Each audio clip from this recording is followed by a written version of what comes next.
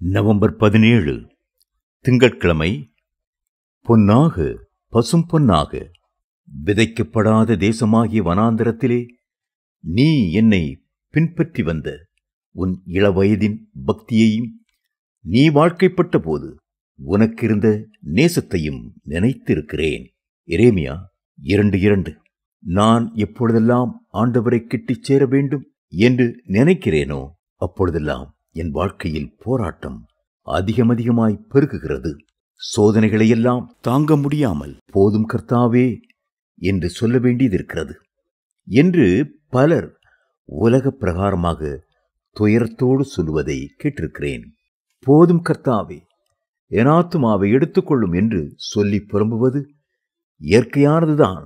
சோதனைகளும் சிக்ஷைகளும் இளம் கிறிஸ்தவர்களுக்கு மட்டுமின்றி முதிர்ந்த கிறிஸ்தவர்களுக்கும் கூட வருவது உண்மைதான். ஆனால் இந்த சோதனைகளும் சிக்ஷைகளும் உங்களை துயரத்தில் அமிழ்ந்து போகச் செய்வதற்காக அல்ல, பொன்னை புடமிட்டு பசும் பொன்னாக மாற்றுவதற்காகவே என்பதை மறந்துவிடக்கூடாது. இந்த சோதனை நேரங்களில்தான் அதிகமாக கர்த்தரை பற்றி கொள்ள வேண்டும். அவருடைய கிருபையில் சார்ந்து கொள்ள வேண்டும். அவரில் அன்பு கூற உங்களுடைய இருதயத்தை திருப்ப வேண்டும். யோபு பக்தனை அதிகமான சோதனைகளும் தாங்க முடியாத சோதனைகளும் எல்லா பக்கங்களிலேயும் இருந்து புயல் போல தாக்கியது. அந்த நேரத்தில் அந்த பக்தன் சொன்னான், இதோ நான் முன்னாக போனாலும் அவர் இல்லை, பின்னாக போனாலும் அவரை காணேன். இடதுபுறத்தில் அவர் கிரியை செய்தும் அவரை காணேன், வலதுபுறத்திலும் நான் அவரை காணாதபடிக்கு ஒளித்திருக்கிறார். ஆனாலும் நான் போகும் வழியை அவர் அறிவார். அவர் என்னை சோதித்த பின் பொன்னாக விளங்குவேன். யோபு 23:8-10 வரை. யோபுவின் அந்த நம்பிக்கை சிக்ஷைகளை தாங்கவும் சோதனைகளை மேற்கொள்ளவும் உதவியாயிருந்தது. ஒரு பொற்கொல்லன் எதுவரையிலும் பொன்னை புடமிடுவான்? முதலாவது அந்த பொன்னிலுள்ள அசுத்தங்கள் களிம்புகள் முற்றிலும் நீங்க புடமிடுவான்.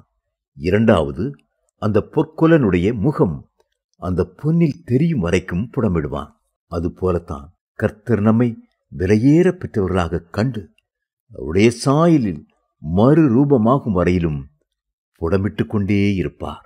கர்த்தரும் நமக்கும் இருக்க வேண்டிய உறவு முறை வேதத்தில் பல்வேறு உதாரணங்கள் மூலமாக சொல்லப்பட்டிருக்கிறது. குயவனுக்கும் களிமண்ணுக்கும் உள்ள உறவு, மெய்ப்பனுக்கும் ஆட்டுக்குட்டிக்கும் உள்ள உறவு, மூளைக்கல்லுக்கும் அதன் மேல் கட்டப்பட்ட ஜீவனுள்ள கற்களுக்கும் இடையே உள்ள உறவு என பல உறவு முறைகள் இருந்தாலும் மணவாளனுக்கு ஏற்ற மணவாட்டியாக விளங்க வேண்டும் என்ற உறவு முறைதான் மகா உன்னதமான உறவு முறையாயிருக்கிறது. தேவ பிள்ளைகளே, இக்காலத்து பாடுகள் இனி நம்மில் வெளிப்படுகிற மகிமைக்கு ஒப்பானது அல்ல. நீங்கள் பரிசுத்தமானாய் அந்த ஒளிமயமான தேசத்தில் பிரவேசிக்கும் பொழுது தேவதூதர்கள் உங்களை எவ்வளவாய் உற்சாகத்துடன் வரவேற்பார்கள். சுத்தமும் பிரகாசமுமான மெல்லிய வஸ்திரம் தரித்துக் கொள்ளும்படி அவளுக்கு அளிக்கப்பட்டது. அந்த மெல்லிய வஸ்திரம் பரிசுத்தவான்களுடைய நீதிகளே. வெளிப்படுத்தின விசேஷம் 19:8.